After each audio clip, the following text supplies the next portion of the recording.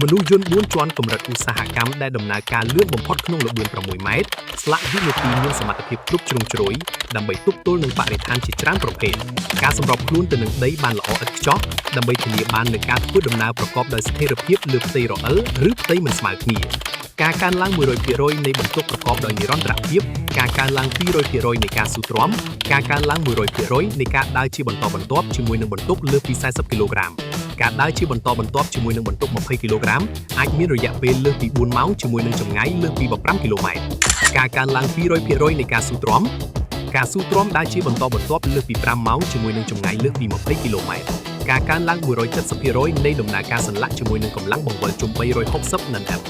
ដំណើរការខ្លាំងផ្ដល់នូវភាពបត់បែននិងស្ថិរភាពកាន់តែច្រើនសម្រាប់ប្រតិបត្តិការឧស្សាហកម្មជំនះឧបសគ្គមានស្ថិរភាពនិងរឹងមាំ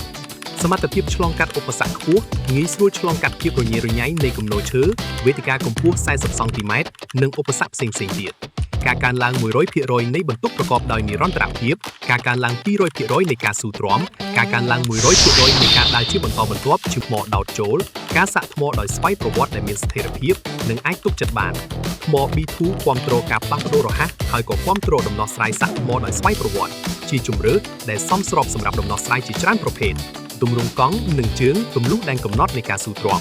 ការរចនាសម្ព័ន្ធប្រកបដោយភាពច្នៃប្រឌិតរបស់ B2 សម្រេចបាននូវការបដូររវាងទម្រង់ជើងនិងទម្រង់កង់ជាជម្រើស